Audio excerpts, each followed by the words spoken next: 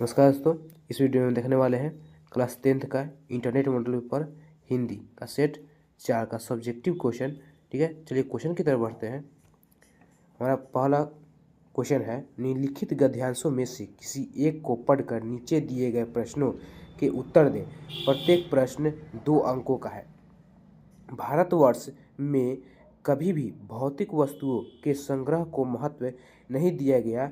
उस दृष्टि में मनुष्य के भीतर जो महान आंतरिक तत्व स्थिर भाव से बैठा हुआ है वही चरम और परम है। लोभ, मोह, काम, क्रोध आदि विकार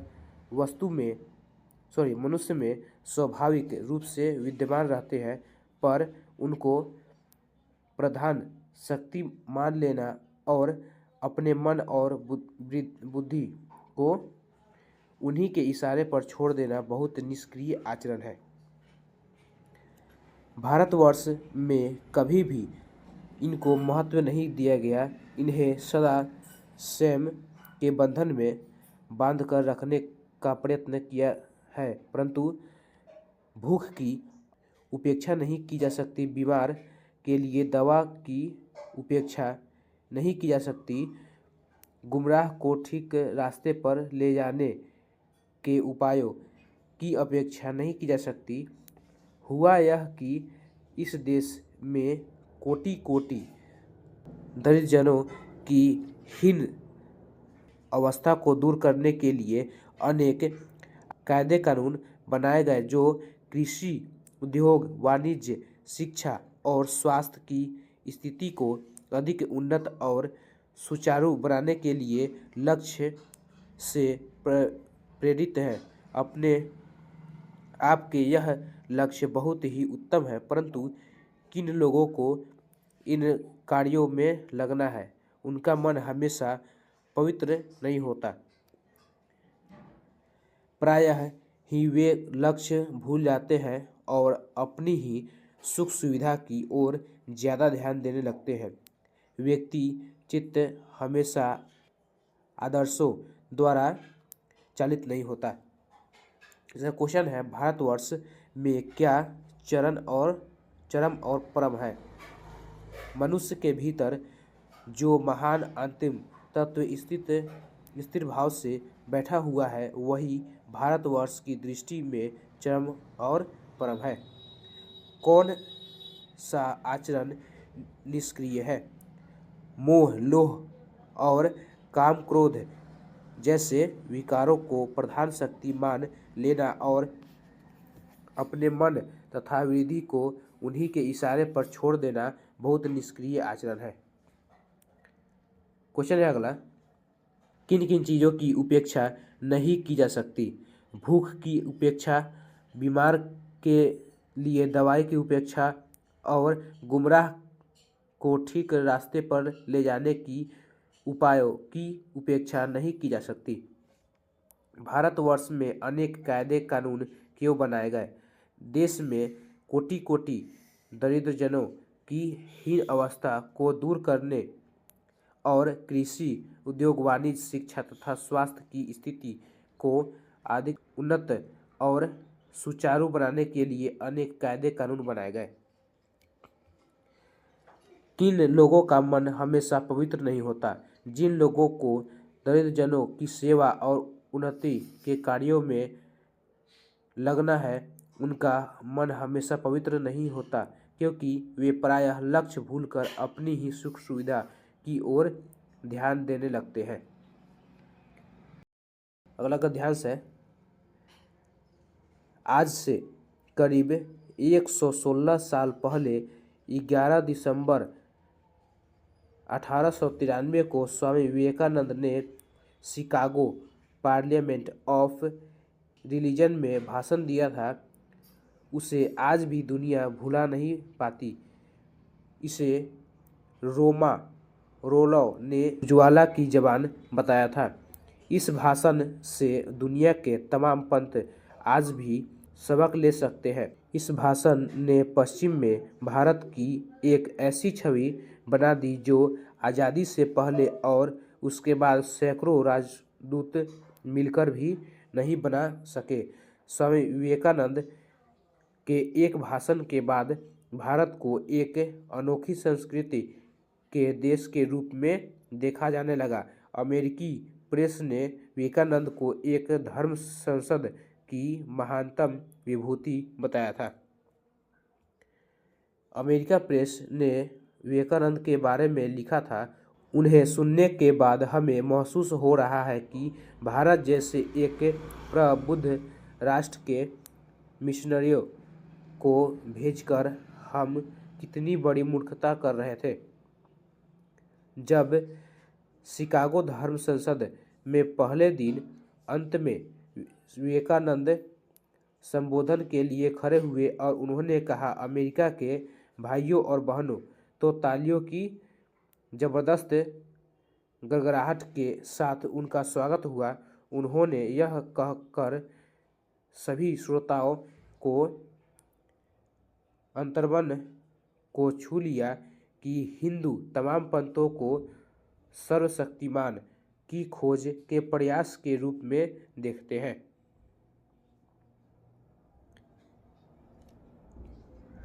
क्वेश्चन है, स्वामी विवेकानंद ने शिकागो पार्लियामेंट ऑफ रिलीजन में कब भाषण दिया था?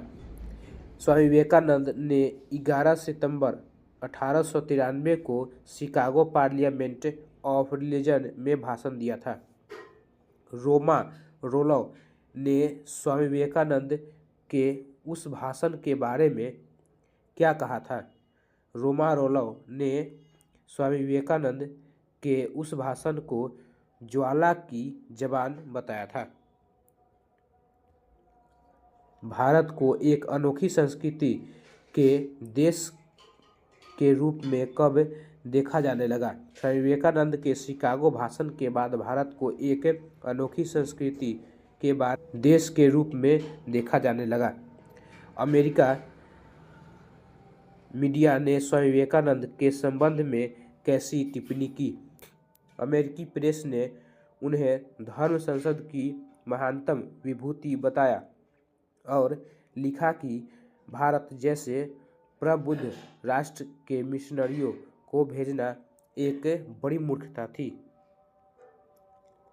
विवेकानंद ने भाषण में क्या कहकर श्रोताओं के अंतर्मन को छू लिया?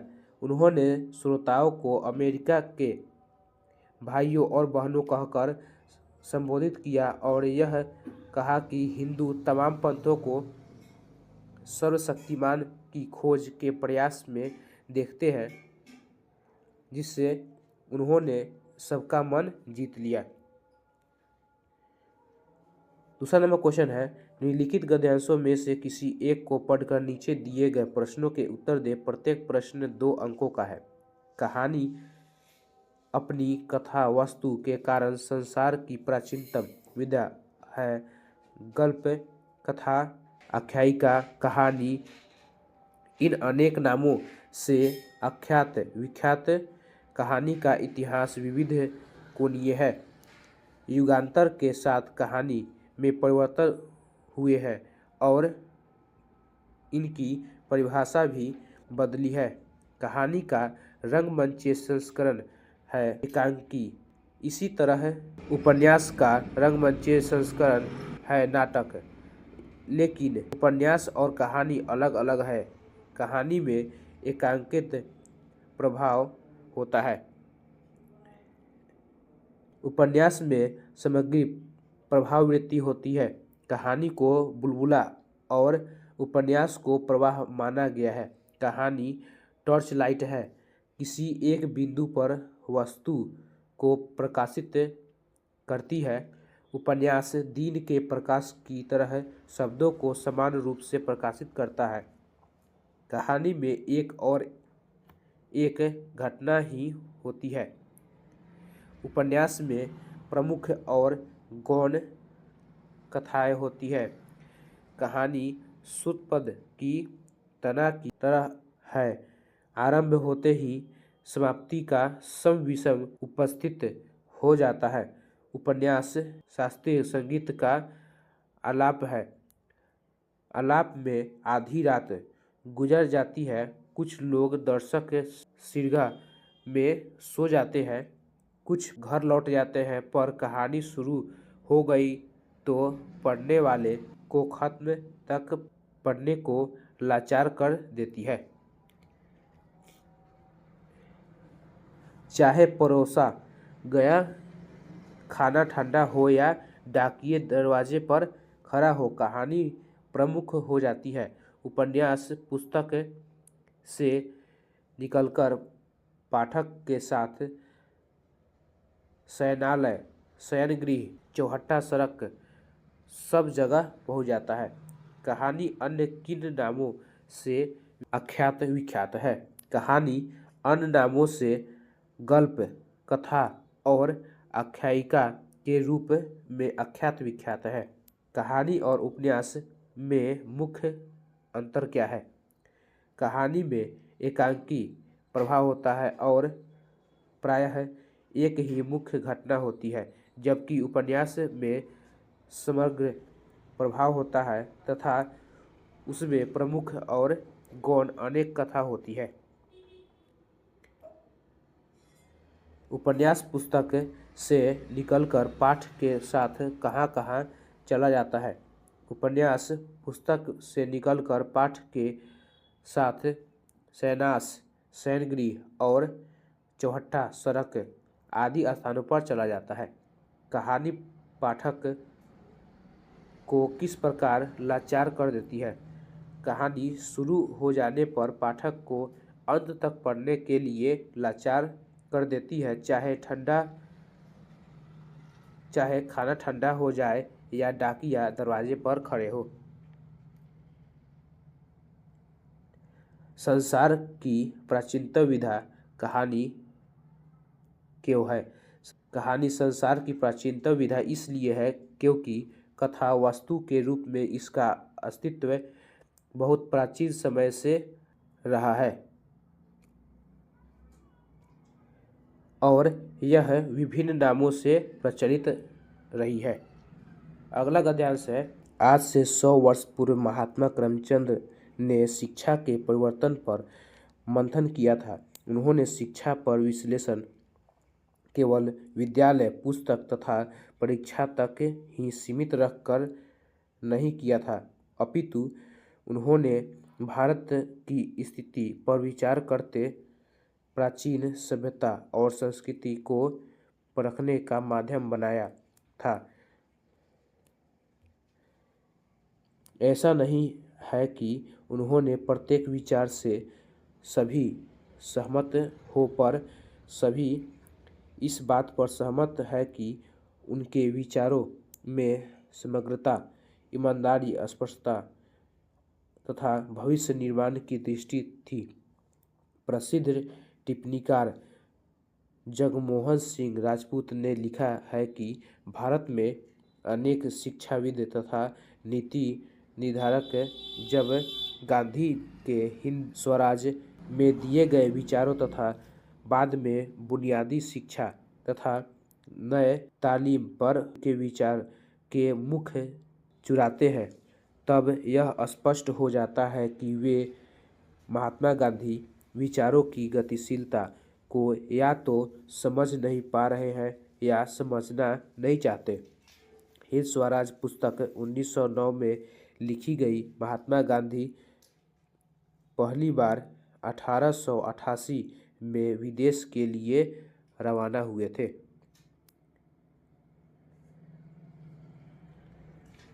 वे 1888 में 1914 तक भारत में केवल 4 वर्ष ही रहे।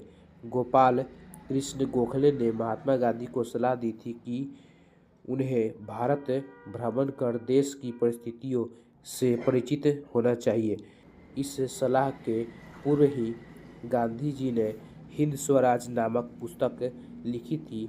नवंबर 1905 में गांधी ने शिक्षा पर एक लेख लिखा था। उस लेख में उन्होंने दक्षिण अफ्रीका के भारतीय को सलाह दी थी कि उन्हें भारत में घटित हो रहे परिवर्तनों से सबक लेना चाहिए।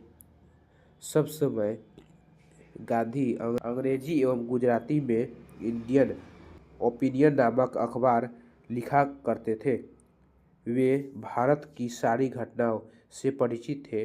शिक्षा संबंधी विचार उस समय उनके मानस में अंकुरित हो चुके थे।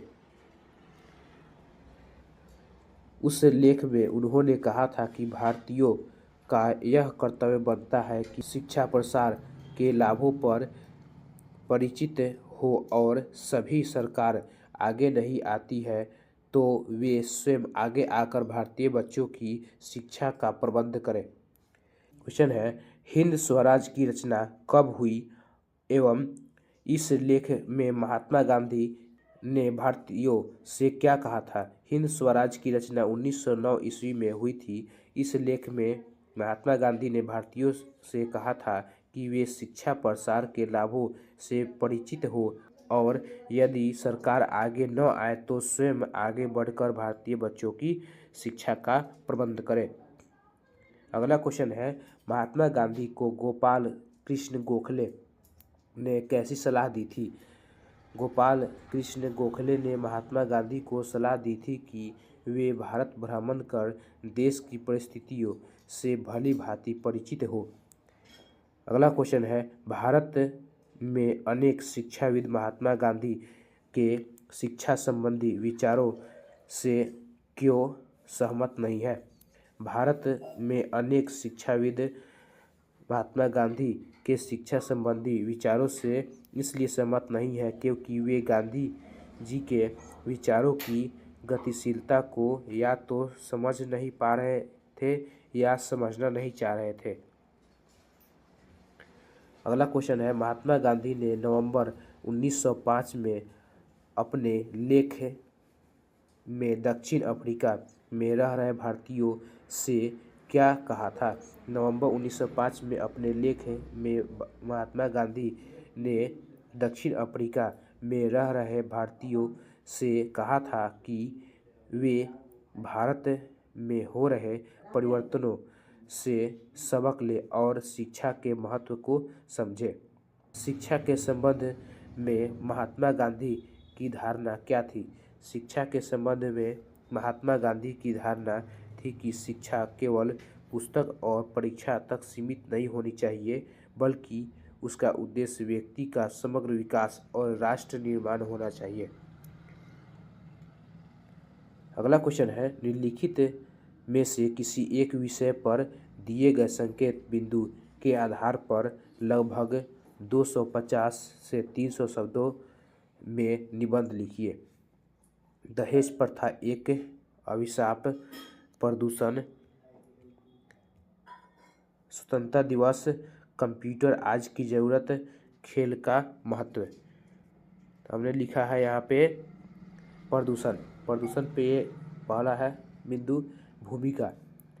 प्रदूषण आज की सबसे गंभीर समस्याओं में से एक है। यह पर्यावरण को दूषित कर मानव जीवन के लिए खतरा बन गया है। प्रदूषण के कारण कारखानों का धुआं, वाहनों से निकलने वाला गैसें, प्लास्टिक का अत्यधिक उपयोग, पेड़ों की कटाई, रासायनिक अपशिष्ट इनके मुख्य कारण है। अगला है हानि। प्रदूषण से अनेक बीमारियां होती है जैसे दमा, कैंसर आदि। जल प्रदूषण से पीने का पानी प्रदूषित हो जाता है। ध्वनि प्रदूषण मानसिक तनाव बढ़ाता है।